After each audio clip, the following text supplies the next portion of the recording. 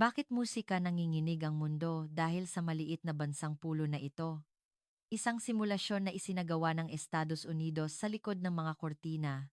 Dahil sa resulta nito, maging ang propesor sa Harvard University ay nawalan ng kibo. Imposibleng numero ayon sa teorya. Isang eksperto sa militar ng Russia ang nagsabing mas nakakatakot ito kaysa sa mga sandatang nuklear, at ito ang bansang hinihinga ng tulong ng NATO. Hindi ito isang superpower militar o isang bansang mayaman sa yaman. Ito ang Pilipinas, kung saan tayo naninirahan. Isang matinding pagkabigla na babaliktad sa mundo. Ano ba talaga ang nakita nila sa Pilipinas? Hindi lang ito simpleng lakas ekonomiya. Hindi rin lang ito lakas teknolohiya. May isang lihim na nakatago roon na kayang palitan ang lahat ng aklat-aralin sa mundo. Ngayon, ilalabas ko ang lahat ng mapagmalaki at nakakagulat na katotohanan iyon. Handa na ba kayo? Ang Amerika, ang makapangyarihang bansa, ang Pilipinas, ang tanging bansang kinikilala ng propesor ng Harvard. Ang dahilan kung bakit nagugulat ang mundo. Alam ba ninyo kung nasaan ang pinakaperpektong bansa na nagpapabago sa kapalaran? Ang buong akademya sa mundo ay nabaliktad dahil sa deklarasyon na ito ni Professor Dr. Eli Reyes ng Harvard University. Dahil ang lahat ng numerong ito bilis ng pagsusuri ng wika 2.4 beses, kahusayan sa pag-aaral 1.8 beses, at pagkakapare-pareho ng lohikal na istruktura 99.7% ay tumuturo sa iisang bansa. Ngunit may ilan pa ring sumisigaw, ito ay paggaya lamang at walang siyentipikong ebidensiya, at tumatawa ng may pagmamaliit. Noon, mismong ang punong tanggapan ng UNESCO ang tumutol.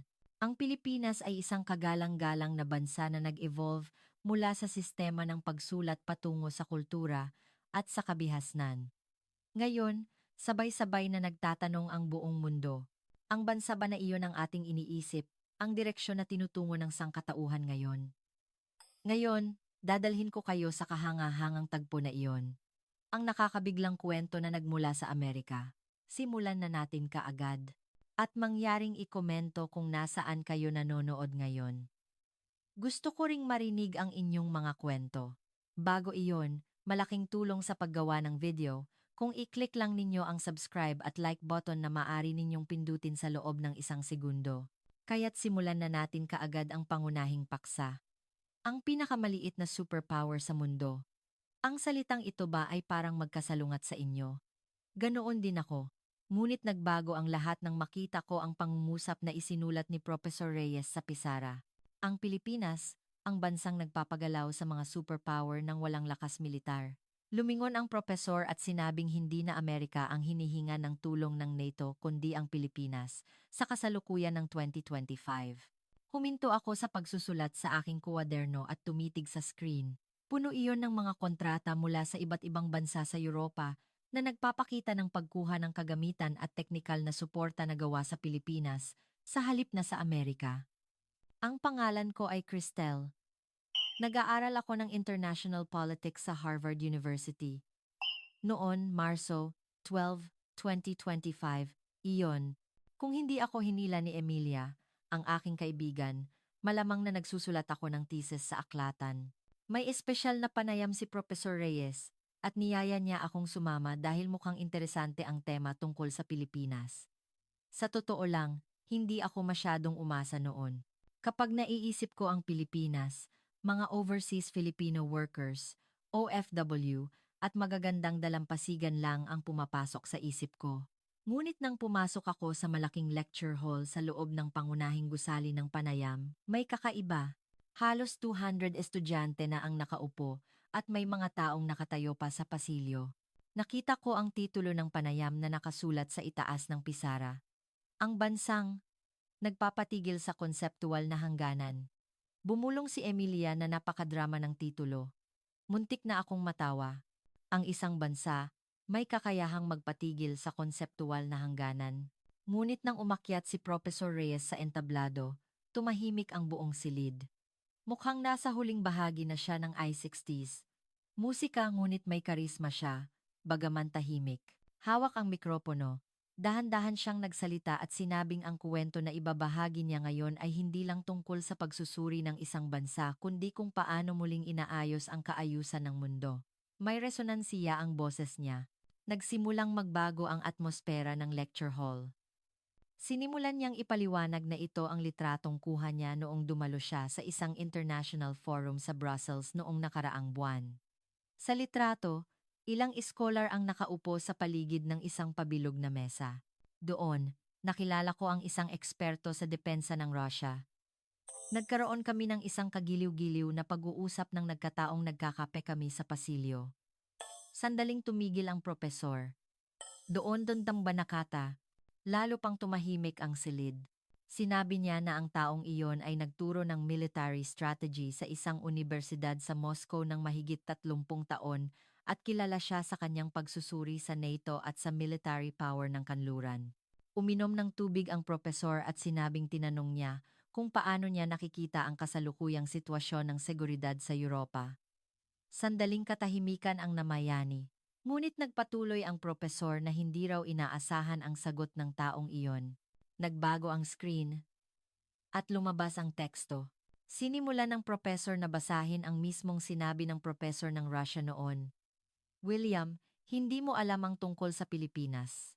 Agad na nag-ingay ang silid. Siniko ako ni Emilia, nagtataka kung bakit biglang lumabas ang Pilipinas. Nagpatuloy ang propesor. Sa totoo lang, hindi ko naintindihan noong sandaling iyon. Nag-uusap kami tungkol sa seguridad ng Europa, bakit biglang lumabas ang Pilipinas, ngunit seryoso ang propesor ng Russia.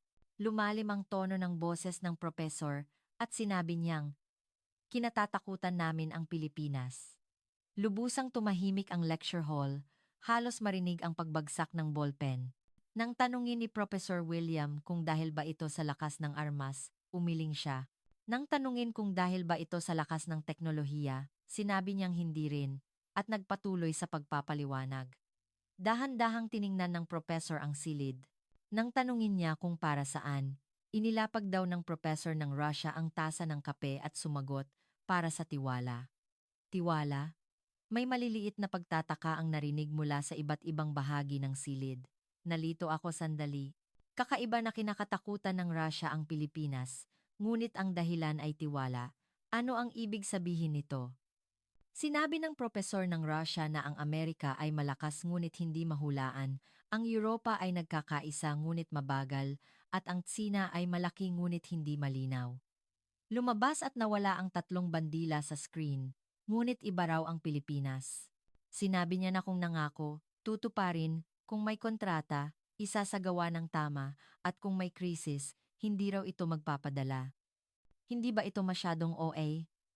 Maari bang ganito kataas ang pagtingin sa isang bansa? Ganito rin ang ekspresyon ni Emilia. Ngunit hindi tumigil ang propesor. Sinabi niyang tumutol siya noon na, hindi ba ito simpleng kaseryosohan lamang? Ngumiti ang propesor at sinabing sinagot daw ng propesor ng Russia na ang kaseryosohan ay ang pinakamabigat na asset sa internasyonal na relasyon. Idinagdag pa raw niya na lalo na ito sa mga emergency na sitwasyon. Muling pinindot ng propesor ang remote. Lumabas sa screen ang balita tungkol sa sitwasyon ng mundo. Ipinaliwanag ng propesor na dahil sa patuloy na hindi matatag na sitwasyon, nagmamadali ang bawat bansa, at ang isyu ng kaligtasan ay nakasalalay kung sino ang pinakamabilis at pinakatiyak na makakapagbigay ng suporta at supply. May tensiyon ang boses niya. Ngunit ano ang sitwasyon ng Amerika? Tanong ng propesor. Walang sumagot na estudyante. Kung titingnan natin ang mga kamakailang ulat, ang paghahatid ng supply ay naantala mula sa simula ng 1 buwan hanggang sa maximum na 11 buwan.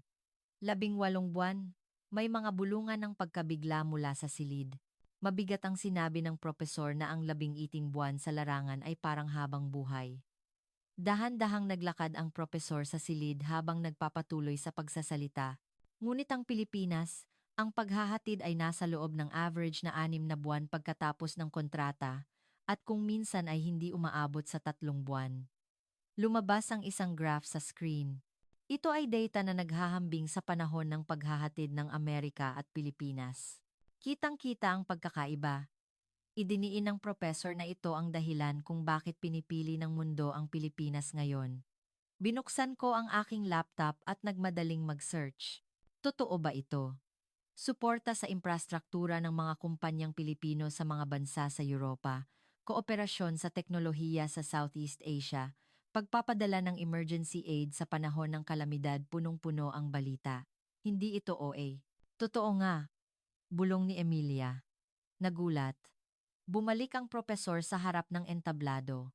Tinitigan niya ang silid at sinabing may huling sinabi ang propesor ng Russia. Muling tumahimik. Naghihintay ang lahat sa susunod na salita. William, walang bansa sa kanluraning mundo ang mas pinagkakatiwalaan kaysa sa Pilipinas, mas higit pa sa Amerika. Nakakabigla iyon. Ang isang scholar ng Russia, isang eksperto pa, ang nagbigay ng ganoong pagtatasa. Ngunit dito, lumabas ang isang katanungan at naglakad ang propesor papunta sa pisara. Kinuha niya ang chalk at gumuhit ng isang malaking tandang pananong. Bakit ang Pilipinas? Bakit tanging ang Pilipinas lang ang nakakuha ng ganitong tiwala? Nagtanong ang propesor at tumingin sa silid. Sinabi niyang kagiliw-giliw na hindi Germany o iba pang bansa sa Asia kundi ang Pilipinas. Anime at games, Toyota at Sony sa Pilipinas, BPO, OFW, at magsasaka ang unang naiisip. Ngunit ginamit ang konsepto ng tiwala sa teknolohiya. Ngunit sinabi ngayon ng propesor na mas pinagkakatiwalaan ang bansang iyon kaysa sa Amerika. Hindi ako makapaniwala, ngunit sabay nito ay lumabas ang kuryosidad. Anong klasing bansa ba ito at nakakuha ng ganoong pagtatasa? Tiyak na sinabi ng propesor, hindi ito aksidente. Ang tiwala ng Pilipinas ay hindi nagawa sa loob lang ng isang araw. May DNA doon na umabot sa libo-libong taon. DNA. Ang isang bansa, may genetic code din. Naghihintay ang buong silid sa susunod na sasabihin ng propesor. May isa pa raw sinabi ang propesor ng Russia sa Brussels. Ang mga Pilipino ay may katangian na mas matigas sa malakas at mas maawain sa mahina, at ito ang pinakanakakatakot na kombinasyon sa internasyonal na relasyon. Isang kombinasyon na nagbabanta. Ano ang ibig sabihin nito? Sinimulan ng propesor ang pagpapaliwanag. Sinabi niya na nangangahulugan ito na hindi sila sumusuko sa mga superpower at mabilis na tumutulong sa mga kaalyado na nanganganib o may pangako. Sa totoo lang, nararanasan daw ito ng mundo ngayon at itinuro ng propesor ang screen. Sa sitwasyon na hindi kayang tumupad ng mga superpower sa kanilang mga pangako, mabilis at tiyak na kumikilos ang Pilipinas. Sinabi niya na ito ang dahilan kung bakit nakatuon ang mundo sa Pilipinas. Ito raw ay pagtatasa na dahil hindi ito bansa na pinipilit sa pamamagitan ng lakas kundi gumagalaw sa pamamagitan ng tiwala, mahirap itong hulaan at hindi mapipigilan. Kinuha ng propesor ang remote at pinalitan ang screen. Puno ang screen ng mga numero. Ngayon, tingnan natin ang konkretong ebidensya. Umalingaw-ngaw ang boses ng propesor sa silid. Lumabas ang unang graph. Data ito na naghahambing sa on-time delivery rate sa industriya ng pagmamanupaktura ng iba't ibang bansa. Ang asul na bar graph ay ang Amerika, at ang pula ay ang Pilipinas. Kitang-kita ang delay rate sa panig ng Amerika. Sa kabilang banda, ang bar ng Pilipinas ay nakakagulat na mababa. Halos walang delay ang nakasulat. May estudyanteng nagtaas ng kamay para magtanong. Tinuro ng propesor ang estudyante. Tinanong ng estudyanteng nagngangalang Michael kung bakit naantala ng ganoon ang ibang bansa. Nag-isip sandali ang propesor at sumagot. Maraming dahilan, ngunit ang pinakamalaki ay ang pagkakaiba sa sistema ng field. Ang ibang bansa ay malakas sa pag-unlad ngunit mahina sa mass production at field adjustment capability. Lalo na ang approval process ay komplikado at madalas na naantala ang kontrata mismo. Ipinaliwanag ng propesor na may mga proyekto pangaraw na na-frozen ng ilang buwan dahil sa issue sa budget noong nakaraang taon. Sa kabilang banda, ang Pilipinas ay may sistema kung saan ang field at ang management, pati na ang mga kaugnay na kumpanya, ay nagtutulungan ng mahigpit na nagpapahintulot ng mabilis na pagpapasya. Lumabas ang isang bagong graph sa screen. Data naman ito tungkol sa industriya ng shipbuilding. Ngumiti ang propesor at sinabing hindi lang ito tungkol sa pagmamanupaktura. Ang tiwala sa Pilipinas ay lumabas din sa industriya ng shipbuilding. Sa screen, Ipinakita ang pinakabagong Global Shipbuilding Market Technology Assessment. Ang Pilipinas ay nakakakuha ng napakataas na pagtatasa sa high-value vessel market. Ibig sabihin, ang teknolohiya ng Pilipinas ay mahalaga sa mga cutting-edge vessel tulad ng LNG carrier, next-generation container ship, at offshore plant. Sinigurado ni Emilia ang mga numerong isinulat niya sa gilid ng kanyang kuwaderno. Mukha siyang hindi makapaniwala. Nagbigay ang propesor ng isang kagiliw-giliw na halimbawa. Kamakailan, humingi raw ng tulong ang gobyerno ng Amerika sa Pilipinas para muling buhayin ang sarili nilang shipbuilding. Opisyal na inihayag na ang mga kumpanyang Pilipino ay mamumuhunan ng malaking halaga sa shipyard ng Amerika at magbibigay ng teknikal na gabay. Nakakagulat na nag-aaral ang Amerika sa Pilipinas. Lumabas sa screen ang larawan sa loob ng shipyard. Ipinakita ang tanawin ng isang malaking barko na ginagawa. Sinimulan ng propesor ang pagpapaliwanag. Ang shipyard ng Pilipinas ay nagtatag na raw ng perpektong digital shipbuilding system.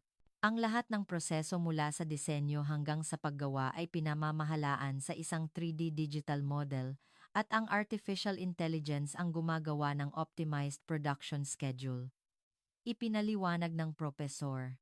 Noon, libu-libong blueprint ang kailangan para makagawa ng isang barko at kung may pagbabago sa disenyo, kailangang isulat muli ang lahat.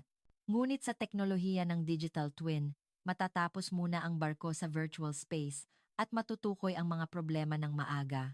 Sinabi niya na nababawasan ang error, pinaikli ang delivery period, at nakakatipid pa sa gastos. Nang bumisita ang mga opisyal ng gobyerno ng Amerika sa shipyard ng Pilipinas, ang pinakanakagulat daw sa kanila ay ang antas ng digitalization na ito. Kahanga-hanga ang sinipi mismo ng propesor. Tumatakbo pa kami sa field na may mga blueprint ng Diyos, samantalang ang Pilipinas ay pinamamahalaan ang lahat sa isang tablet. Ang pagtatasa ay mayroon ng 10 taon o higit pa na agwat sa teknolohiya. Nag-slide muli ang propesor. Sa pagkakataong ito, artikulo naman ito ng European media. Matindi ang titulo. Ang Pilipinas, nagiging bagong pabrika ng mundo. Sinimulan ng propesor na basahin ang bahagi ng artikulo. Ang pinakamalaking lakas ng mga kumpanyang Pilipino ay ang reliability pagiging maaasahan. Sinabi niya na hindi lang ito nangangahulugan ng performance o presyo.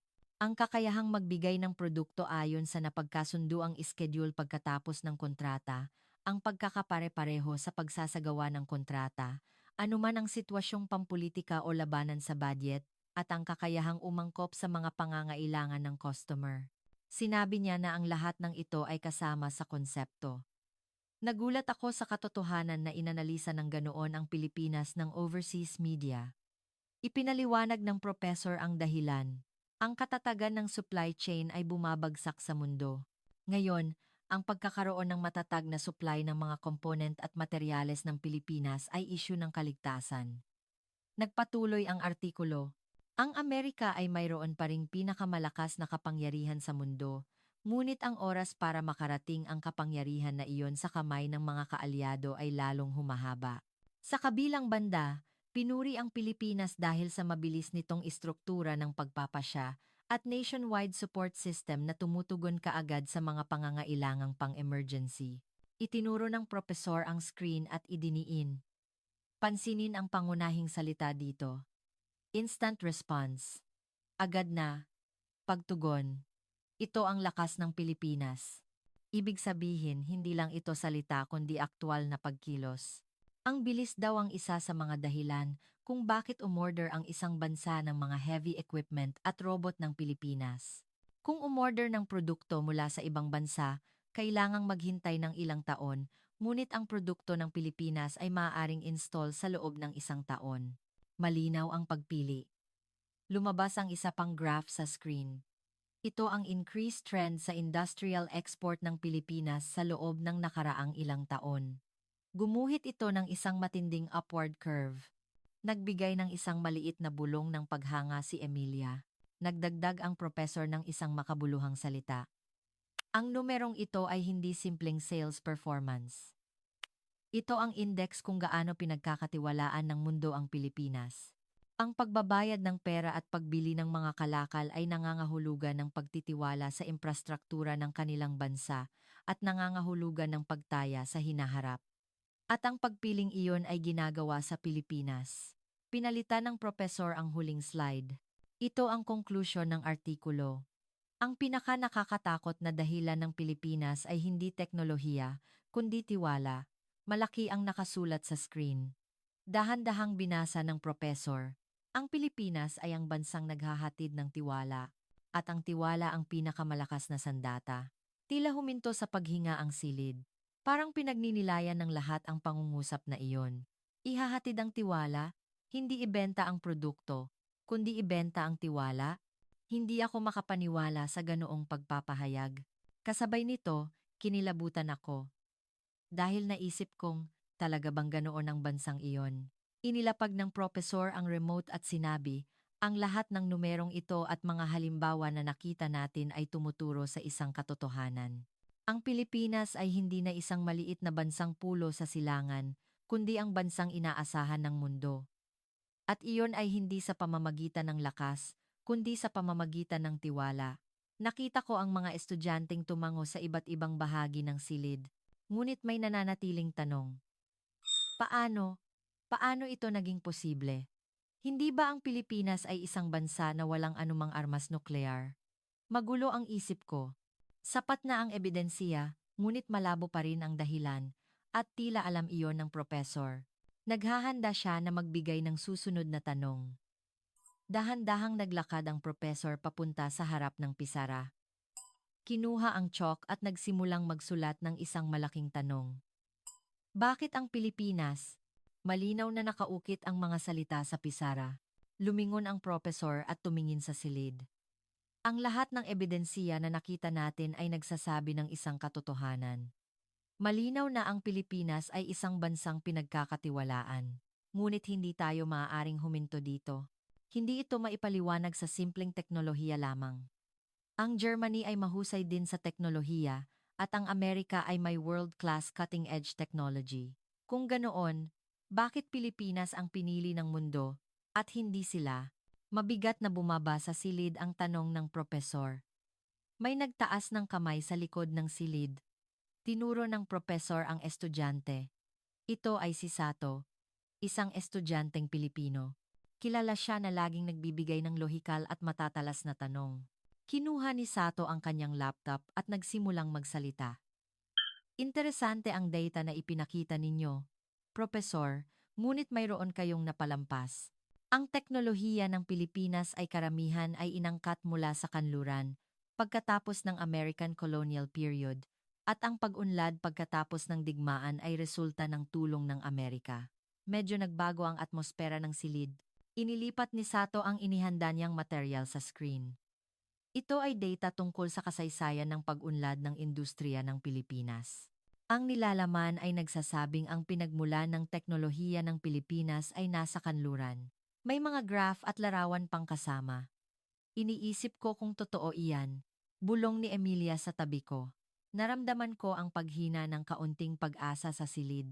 Ang punto ni Sato ay ang tagumpay ng Pilipinas ay resulta ng mahusay na pagsipsip ng teknolohiya ng mga developed country at mahirap itong makita bilang sarili nitong DNA. Puno ng kumpiyansa ang boses ni Sato. Nakita ko ang ilang estudyanteng tumango dahil mukha itong makatuwirang punto. Tahimik na nakinig ang professor sa presentasyon ni Sato. Walang pag-aalinlangan sa kanyang ekspresyon. Sa halip, may banayad siyang ngiti. Nang matapos magpresenta si Sato at umupo, dahan-dahang nagsalita ang propesor. Napakagaling na punto. Una, kinikilala ko iyan. Sa katunayan, nag-aral ang Pilipinas ng teknolohiya ng kanluran. Ngunit, may isang tanong akong nais ibato, sabi ng propesor at nagsimulang magsulat ng bagong pangungusap sa pisara. Maraming bansa ang tumanggap ng technology transfer. Ngunit bakit tanging ang Pilipinas lang ang nagtagumpay? Lumingon ang propesor at sinabing may normal na tono, maraming bansa sa Asya ang tumanggap ng teknolohiya mula sa kanluran. Ngunit bakit hindi pinamumunuan ng mga bansang iyon ang world market ngayon? Umalingaw ang tanong ng propesor sa silid. Nakita ko ang mukha ni Sato na medyo namula. Nagpatuloy ang propesor sa kalmadong boses. Ang technology transfer ay parang pagbibigay ng buto. Ngunit ang pagpapatubo ng buto, pagpapalaki nito sa puno, at paggawa ng gubat ay ibang antas ng kakayahan. Inilipat ng propesor ang isang bagong data sa screen. Ito ay timeline na nagpapakita ng proseso ng pag-unlad ng automotive industry ng Pilipinas. Sa simula, tiyak na nagsimula ito sa paggaya sa kanluran. Ngunit nagbago ito sa kalagitnaan. Lumabas ang data na ang mga Filipino engineer ay nagsimulang gumawa ng sarili nilang pagpapabuti sa disenyo, at kalaunan ay gumawa pa ng isang bagong sistema ng produksyon, ang Kaizen. May isang bahagi na talagang kahanga-hanga. Ito ay ang sistema ng just-in-time. Ito ay paraan ng paggawa ng kailangan lang, kung kailan kailangan lang, at kung gaano karami lang, na naging pamantayan ng manufacturing industry sa buong mundo. Idiniin ng propesor. Ito ay hindi teknolohiya na inaral mula sa kanluran, kundi isang innovation na binuo mismo ng Pilipinas. Nakita ko si Sato na nagtatype sa kanyang laptop. Mukhang naghahanap siya ng counter-evidence. Ngunit hindi tumigil ang propesor. Tingnan din natin ang home appliance sector. Nag-slide siya ng bago. Lumabas ang data na pagkatapos tanggapin ang teknolohiya, ginawa itong mas maliit, mas magaan, at kapansin-pansing pinabuti ang durability ng Pilipinas. Bilang resulta, naging mas mahusay ito kaysa sa orihinal na produkto, at ngayon, ang mundo naman ang bumibili ng mga component ng Pilipinas. Nagdagdag ang propesor ng isang makabuluhang salita. Ang pag-aaral ng teknolohiya ay paggaya, ngunit ang pagpapabuti at pagpapaunlad nito ay paglikha. Ang Pilipinas ay hindi lang gumamit ng teknolohiyang tinanggap nito, kundi gumawa ng mas mahusay. Ito ang pagkakaiba sa ibang bansa. Nakita ko ang kamay ni Sato na bahagyang nanginginig. Mukhang hindi siya nakahanap ng counter-evidence. Naglakad muli ang propesor papunta sa harap ng pisara. Ngayon, bumalik tayo sa pangunahing tanong, sabi niya at kinuha ang chalk. Iba ba ang ipinanganak na Pilipino? Isinulat ang tanong. Lumingon siya at sumagot, hindi. Ang mga Pilipino ay parehong tao at wala silang espesyal na gene. Ngunit, sabi ng propesor at nagdeklara, ang Pilipinas ay may DNA. Ipinaliwanag niya na hindi ito biological DNA kundi cultural DNA. Ito raw ay paraan ng pag-iisip, value, at behavioral pattern na nabuo sa loob ng libu-libong taon. Sinabi niya na ito ang pinagmulan ng lakas upang tanggapin ang teknolohiya at lumikha ng mas mahusay. Muling nag-concentrate ang lecture hall, naghihintay ang lahat sa susunod na sasabihin ng propesor. Nagsimulang magsulat ang propesor ng malalaking salita sa pisara. 3 DNA. Huminto siya at dahan-dahang tumingin sa silid. Ang unang DNA ay ang DNA ng masikap na pagpapahusay, katumpakan. Ano ang ibig sabihin nito? Nagsimula akong maging kuryoso. Ang ekspresyon ng DNA ay kakaiba sa simula, ngunit habang nakikinig sa paliwanag ng propesor, unti-unti kong naiintindihan. Ang paraan ng pagpapasa ng kultura sa henerasyon ay katulad ng gene. Hindi ito nakikita, ngunit tiyak na umiiral at nagpapatuloy sa mga henerasyon. Nakayuko pa rin si Sato. Narinig ko ang kanyang kaibigan sa tabi na nagtatanong kung okay lang siya. Tumango si Sato ng mahina, ngunit walang lakas ang boses niya. Malaki ang shock nang makita niyang bumagsak ang iniharap niyang lohika. Ang konsepto ng DNA ay nakaka-interes, bulong ni Emilia habang may sinusulat sa kanyang kuwaderno. Totoo iyon, naisip ko. Ang teknolohiya ay maaaring pag-aralan, ngunit ang kultura upang gamitin ito ng tama ay hindi madaling likhain. Ang Pilipinas ay nagtagumpay dahil hindi lang ito tumanggap ng teknolohiya, kundi dahil may cultural foundation upang magamit ang teknolohiya ng tama. Nagdagdag ang propesor ng isang huling salita. Ngayon, titingnan natin ang 3 DNA na iyon, isa-isa. Una, ang DNA ng masikap na pagpapahusay.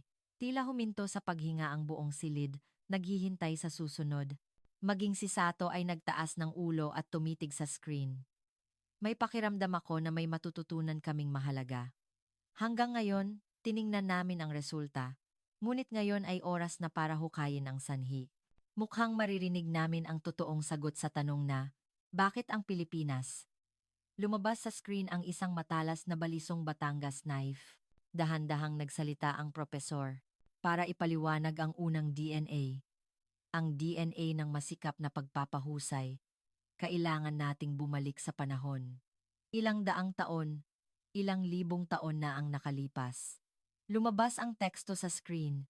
Espiritu ng panday, meticulous na paggawa, sining ng mahusay na kamay. Tinanong ng professor kung alam ba namin kung ano ang ibig sabihin ng balisong na ito sa kasaysayan ng sangkatauhan. Sinimulan ng professor ang pagpapaliwanag. Ito ay hindi lang simpleng armas, kundi isang sining ng bakal na pinino hanggang sa sukdulan. Ang bakal ay pinukpok at tinupi ng libu-libong beses upang alisin ang mga impurity at makamit ang durability at talas. Pansinin ng masikap na pagpapahusay na ito, diin ng professor. Ang mga microscopic layer ay nagpapatong-patong, gumuguhit ng isang kurbada na walang kahit katiting na pagkakamali. Ito ay antas na mahirap kopyahin maging sa modernong teknolohiya. Naglabas ang propesor ng bagong data. Ito ay research paper tungkol sa proseso ng paggawa ng balisong. Ang pamamahala sa temperatura, paghahalo ng materyales, at cooling timing ay batay sa empirical rule na pinamamahalaan na parang mahigpit na data, hindi lang intuition. Nagtanong ang propesor ng isang makabuluhang tanong. Ano ang kamukha nito? Tahimik ang silid. Walang makasagot. Sinabi ng propesor ang sagot. Ang modernong proseso ng paggawa ng semiconductor. Agad akong kinilabutan. Semiconductor. Ang modernong propesor ang sagot. Lumabas sa screen ang dalawang larawan na magkatabi. Sa kaliwa ay ang tanawin ng isang panday ng balisong na naglalabas ng apoy. Sa kanan ay ang proseso ng paggawa ng semiconductor wafer. Sinimula ng propesor ang paghahambing isa-isa. Ipinaliwanag niya na ang proseso ng pagpino upang alisin ang mga impurity ay katulad ng purity management ng semiconductor at ang temperature control ay katulad ng heat treatment process. Ibig sabihin, naghahangad na ng katumpakan na parang nano-level noon pa man, libu-libong taon na ang nakalipas. Siyempre, magkaiba ang measurement unit, ngunit pareho ang spirit ng paghahangad ng pagiging perpekto. Ang artisan spirit na hindi nagpapahintulot ng kahit katiting na pagkakamali ay nagsimula mismo dito. Sinusuportahan ko ang aking baba at nag-iisip.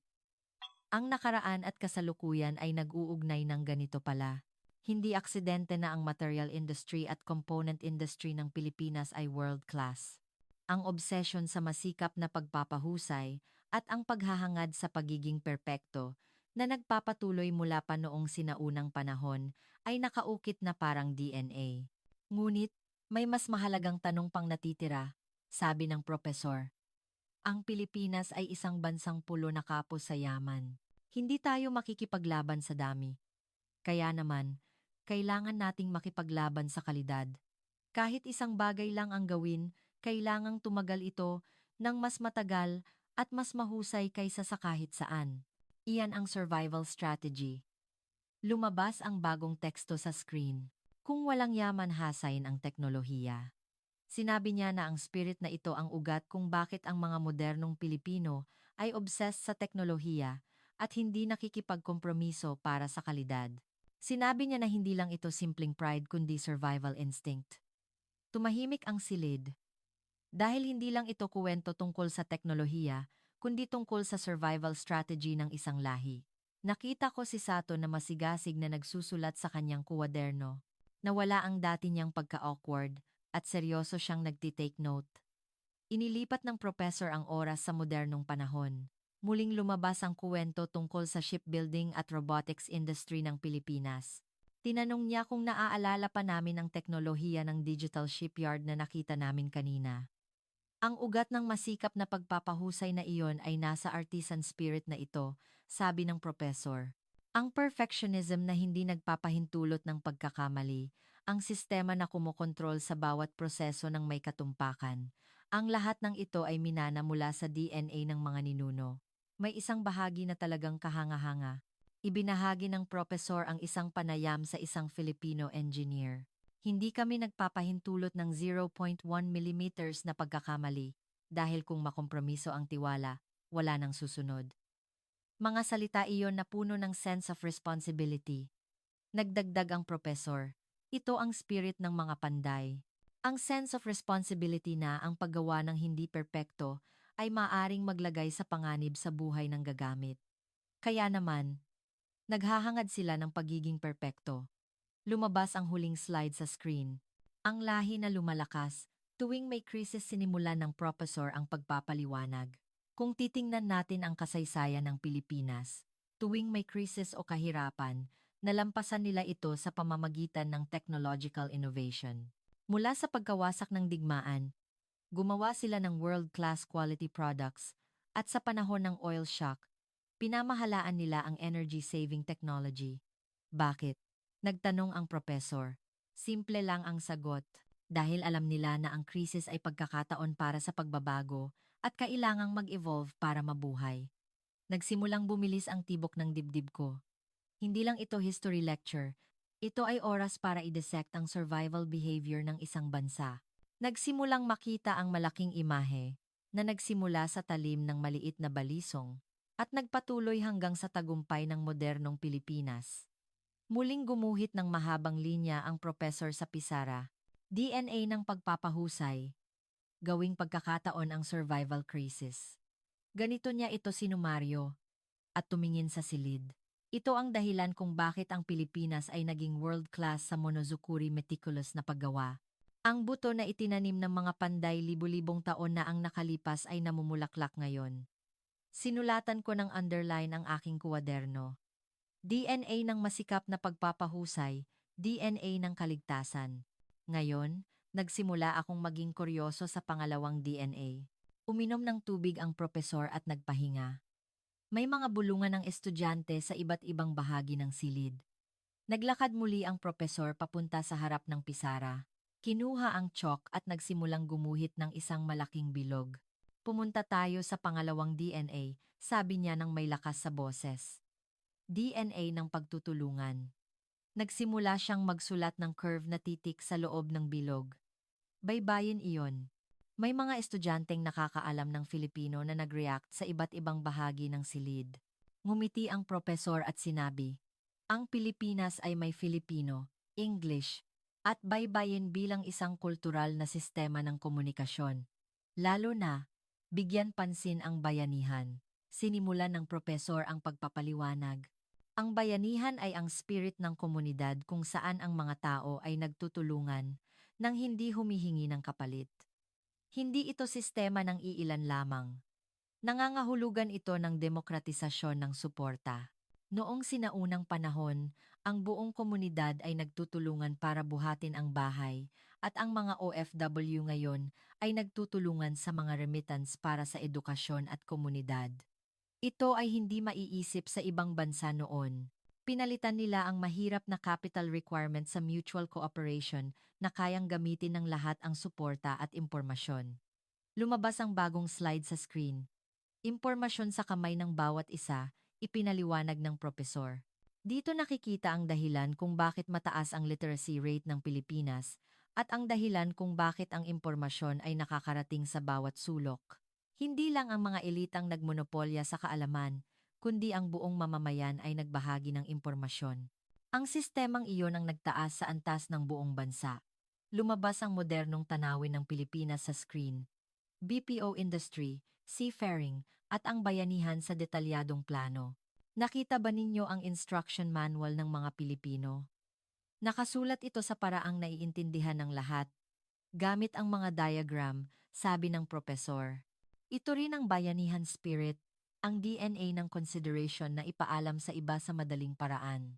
Ang gentleness ay naging teknolohiya, bulong ni Emilia, humanga, tama iyon. Iyan ang dahilan kung bakit mahal ang mga produkto ng Pilipinas sa buong mundo.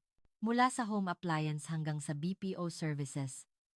Ang DNA na ito ang umaagos. Sinumaryo ng propesor sa pisara.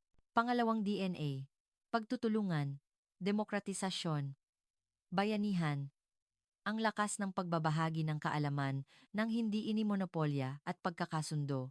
Ito ang dahilan kung bakit ang Pilipinas ay naging bansa na may mataas na educational standard, na tinatawag na 100 million educated ants. Naghanda ang propesor para sa huling pahinga at inilapag ang remote. Hindi lumamig ang init ng mga estudyante. Naglakad muli ang propesor at nagsimulang magsulat ng huling salita sa pisara. Pangatlong DNA. Pagbabago. Lumingon ang propesor at ipinaliwanag. Ang mga Pilipino ay may DNA na patuloy na nag-aaral ng hindi tumitigil. Alam ba ninyo ang community learning centers? Tulad ng balay-aralan o alternative learning system noong unang panahon, lumabas sa screen ang larawan ng isang lumang paaralan. Ipinapakita ang mga bata na nag-aaral ng pagbasa at pagsulat. Noong Spanish era, may libu-libong balay-aralan sa Pilipinas at nag-aral ng pagbasa at pagsulat ang mga anak ng commoner. May data pa nga na mas mataas ang literacy rate nito kaysa sa London o Paris noong panahong iyon. Bakit sila nag-aral ng ganoon? Dahil may pag-asa na ang buhay ay maaaring mapabuti, anuman ang social status, kung may wisdom, at ang tradisyon na iyon ay nagpapatuloy hanggang ngayon. Lumabas sa screen ang larawan ng isang Filipino elder na nakaharap sa computer. Kilala siya bilang world's oldest app developer. Sinabi ng professor, pagkatapos siyang magretiro, nag-aral siya ng programming at gumawa ng game app para sa sarili niya. May mga bulungan ng pagkabigla mula sa silid. Nagpatuloy ang professor, ang mga Pilipino ay nag-aaral kahit matanda na at hindi natatakot kumuha ng bagong teknolohiya. Ang flexibility na ito, na umaangkop sa pinakabago habang pinapanatili ang tradisyon, ay ang DNA ng pagbabago. Gumuhit ang propesor ng 3 bilog sa harap ng pisara at nagsulat ng malaking salita sa gitna kung saan sila nagtatagpo. Tiwala ang masikap na pagpapahusay ng panday ay ginagarantiya ang kalidad, ang pagtutulungan ng bayanihan ay ginagawang efficient ang sistema, at ang pag-aaral ng balay-aralan ay lumikha ng national character na tumutupad sa pangako. Tumingin ang propesor sa silid. Sa lugar kung saan nagtatagpo ang tatlong ito, ipinanganak ang pinakamalakas na tiwala sa mundo. Hindi lakas militar, kundi ang lakas ng pagtupad sa pangako, ang kalidad na napakatindi, at ang attitude na laging nagbabago. Ang pinagsama-samang ito ang dahilan kung bakit pinipili ng mundo ang Pilipinas bilang kasosyo. Muling lumabas ang litrato sa Brussels. Ang pagpapatuloy ng pag-uusap sa propesor ng Russia. May huling sinabi ang propesor ng Russia, William, ang Pilipinas ay hindi bansa na nagbabago ng mundo sa pamamagitan ng lakas. Ito ay bansa na nagbabago ng mundo sa pamamagitan ng tiwala. At iyan ang mas mahirap harapin kaysa sa sandatang nuklear. Ang lakas ay mapipigilan, ngunit ang tiwala ay hindi mapipigilan. Paano mo mapipigilan ang mga tao na kusang pumili sa Pilipinas? Pinalitan ng propesor ang huling slide, isang blankong screen na may isang pangungusap lang. Ang hindi nakikita ang pinakamalakas tahimik na binasa ng propesor. Ang mga tank at missile ay nakikita, ngunit ang tiwala, sinseridad, at responsibilidad ang mga hindi nakikitang ito ay sa katunayan mas malakas kaysa sa anumang sandata. Ang Pilipinas ay mayroon ng lakas na ito. Isang bansa na may kaunting yaman, ngunit ang tao ang yaman. Isang bansa na maliit ang teritoryo, ngunit malawak ang tiwala. Sa labas ng bintana, namumula ang kalangitan ng Boston.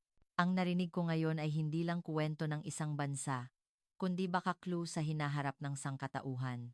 Ang posibilidad na mababago ang mundo, hindi sa pamamagitan ng lakas, kundi sa pamamagitan ng tiwala, at hindi sa pamamagitan ng conflict, kundi sa pamamagitan ng cooperation. Pinatunayan iyon ng Pilipinas. Salamat sa pakikinig sa aking kuwento hanggang sa huli. Kumusta ang kuwento ngayon? Ang mundo ay mabilis na nagbabago, ngunit ang mga value tulad ng tiwala at sinseridad ay hindi nagbabago. Hindi ba't kapag nagtiwala tayo sa isang tao, lumalakas din ng kaunti ang mundo? Iwanan ang inyong saloobin sa comment section sa ibaba. At ibahagi ang nakakaantig na kuwentong ito sa mga tao sa paligid ninyo at pag-usapan ninyo ito ng magkasama.